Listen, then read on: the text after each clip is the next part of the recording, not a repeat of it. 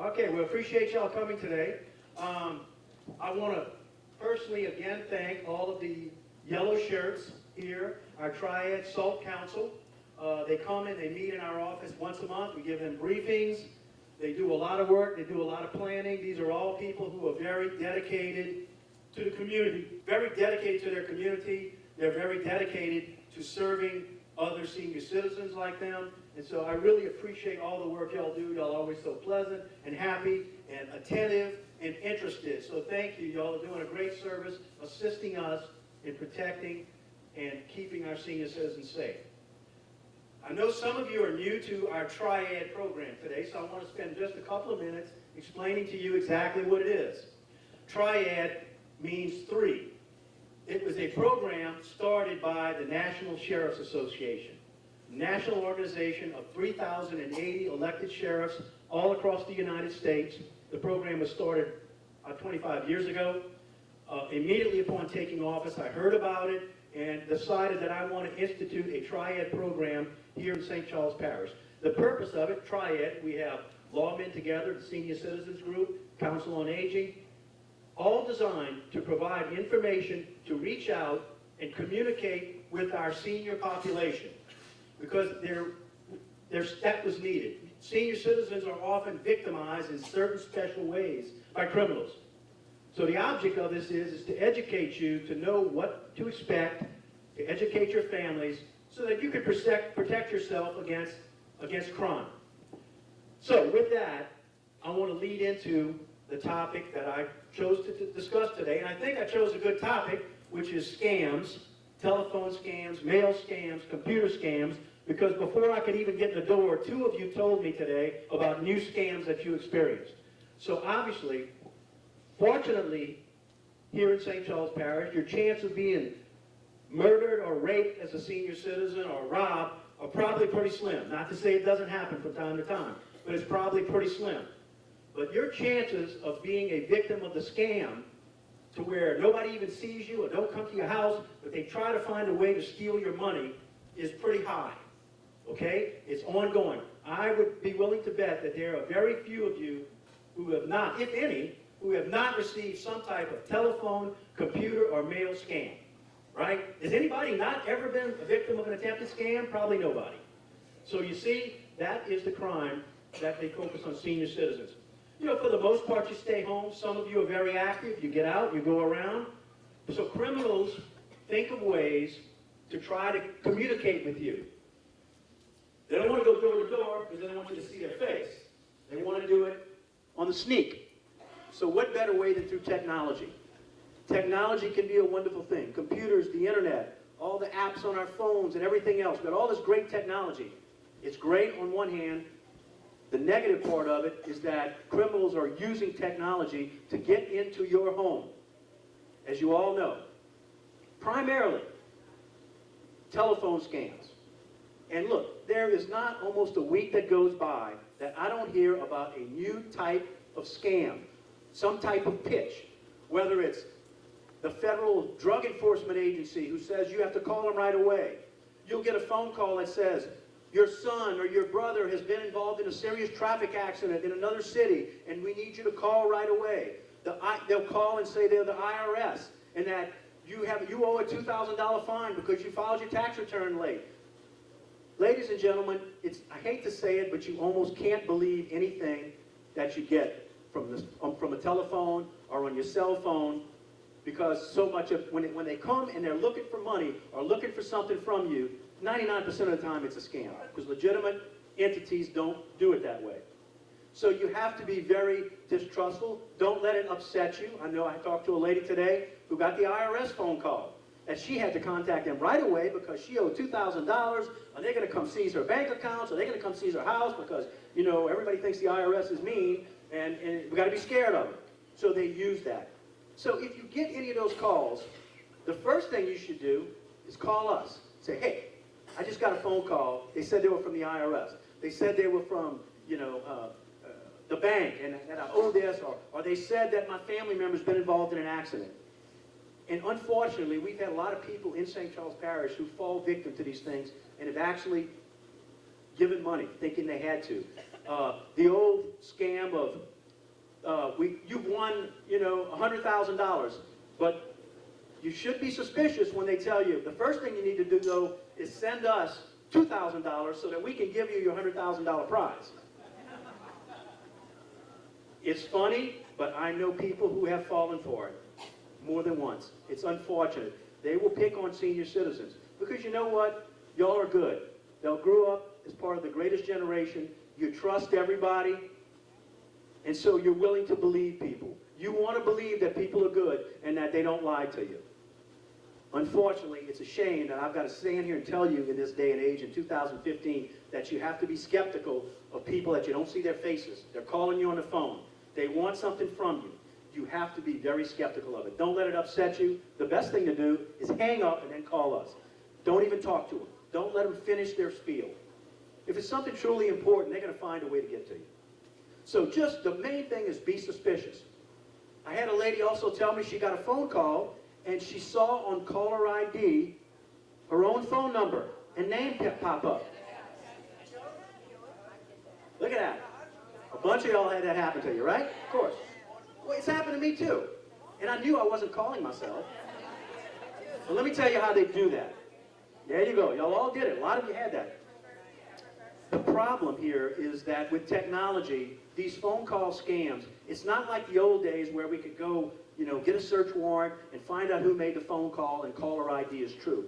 These phone calls, the vast majority of them, actually come from overseas. They come through the internet. People can buy cheap programs and through their computer, they can make phone calls.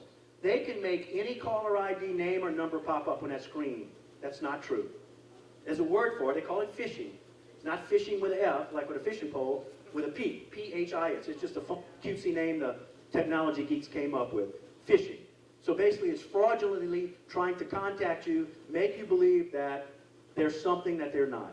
So you got to understand that. You cannot believe that. That caller ID number is, you can't believe it. If they say they're from New York or wherever they are, or if it's you, it's not you. They could punch this stuff up on a computer and they do it from anywhere. They do it from Eastern Europe, they do it from South America, they do it from Jamaica is a popular place. If you see anything come from Jamaica, don't answer it. They got more thieves there. I don't know what the problem is, but they really do. So don't answer anything if it says Jamaica. But that's not what it's going to say. It's going to have a 504 area code. They can put any number they want. If they're trying to scam, she said, why would a scammer call your house and put your caller ID and number on it? Because it piques your curiosity. You're thinking, wait a minute, that's my phone number. I've got to answer that. I've got to see what this is. They do it, any kind of gimmick to make you pick up that phone. And so that's probably been one of the best gimmicks, because people answer that, they go, wait a minute, it's my number calling. I've got to find out what this is. It's a scam, it's a scheme. It's something designed to make you go, oh, what's this all about? Oh, how can they be doing this? It's a good scheme, and it works. And so, and you get people that maybe have problems with memory or understanding, and they even become more vulnerable. So we all have to keep an eye on our relatives, because, and I've seen it over and over again. Senior citizens, they want to believe everything, a lot of them. And we all have friends and relatives who do that. They believe people are all honest, and they want to believe everybody. So it's unfortunate we have to teach you to be skeptical. You can be honest, you can love everybody, and everything is great, but you've got to be skeptical. And don't let it upset you. Because thieves are there. They're all over the world. They're here in St. Charles Parish. They're everywhere. We just have to accept that. They are just some people, they don't want to work for a living. They want to steal your money. I learned that a long time ago. They're just bad. And they don't think twice about it. They're not like you and I. They don't feel bad because somebody gets something stolen. That could bother them less. They don't care. And we just have to accept the fact that there are people like that. We can certainly try to train them, and hopefully the preachers can do it and everything else and get them on the right path. But folks, there are just people out there who are just dishonest, and they have no conscience. And they come of all races, colors, sizes, sexes. And that's just the way it is. So, but let's get a little positive. Okay, what happened was she said that she got basically a debit card in the mail that she didn't ask for. Identity theft's a big thing. Well, I think the federal government just said, the IRS said that, well, I don't know how many 100,000 people's information got compromised. Identity theft is a big, big international crime, where people can get a hold of your name, your address, address, your birth date, your social security number, things like that. They can apply for fake credit cards. So that happens all the time. My wife was a victim of identity theft about 3 years ago. You know how careful I am. I mean, I don't, you know. I'll just tell you, Capital One bank card, and she checks her computer every day. You know, if I go charge $50 at the store, she knows about it right away. I can't do anything. But anyway, she notices somebody charged $2,700 at a post office in England on her debit card. And so immediately we went to Capital One Bank and reported it, and they got away with the money. So some kind of way, they got a hold of her debit card information. You know, we reported it, we did everything else. You know, she got the money back because it was fraud. But it can happen to anybody, it can happen to me, it can happen to you. But the important thing is if you find out that anything strange from a bank, a debit card, or some charges appear, that you didn't immediately go to your bank. If you had nothing to do with it and it truly is fraud, your bank has to reimburse you for it, okay? But you have to report it right away, anything suspicious. It's a fact of life, you know. Thieves are out there staying up late at night through technology trying to find a way to steal your money. And they can do it without even being in the state, without even being in the country. So it's electronic. Like I say, technology is a great thing, but it's got its downsides to it. Does anybody else have a question about you don't have a card? Well, it's a scam. It's some type of scam. They want to call you and talk to you. He said he's getting phone calls saying, you need to call us about updating your credit card information, and he doesn't have a credit card. They want you to call them to say, I don't have a credit card. And they're going to say, well, yes, sir, but we need to verify this. Could you tell us your name and address? And so we can verify that you know, I mean, it's any kind of trick in the book. So throw it in the garbage. Don't call them back. You can't trust anything. You really can't. Hang up the phone is the best thing. If you have caller ID, do like I do. If the call says toll-free, I don't even answer it. Don't even answer it if you got toll-free. You know, hey, they don't know my cell number, they don't know me well enough.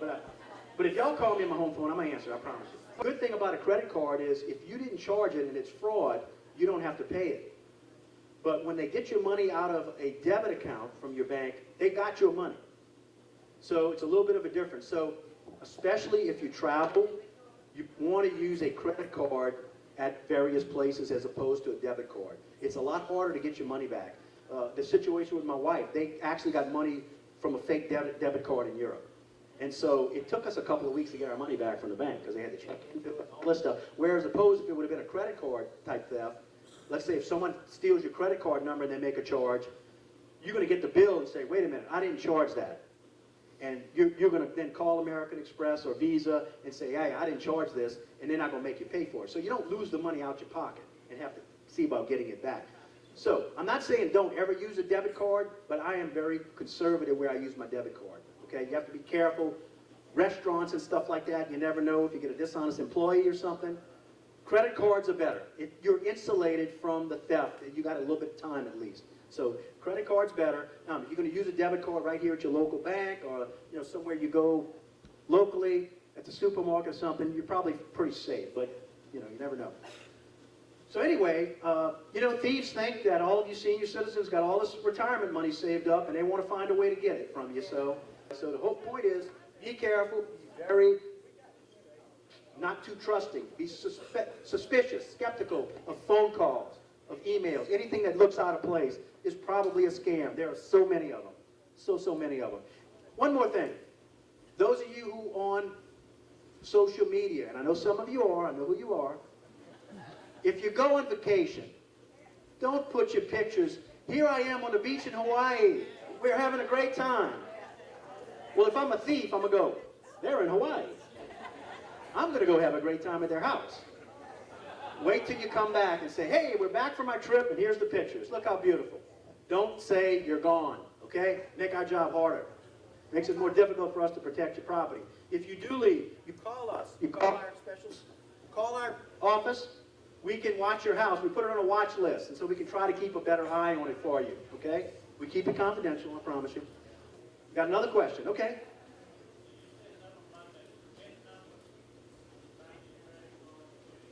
The PIN number on the back of your credit card? Yeah, what about it? I didn't say anything about that. Well, actually, it's a security tip. I mean, it depends if you're ordering something online. They're going to ask for it. I give mine, yeah. It's a credit card. The good, if it's a credit card, again, I'm insulated. But the thing is, I'm ordering something. When I go to a website and I want to order something, they're going to ask me for my information. I went to that website. They didn't come to me. So at least I got some assurance that it's going to be secure.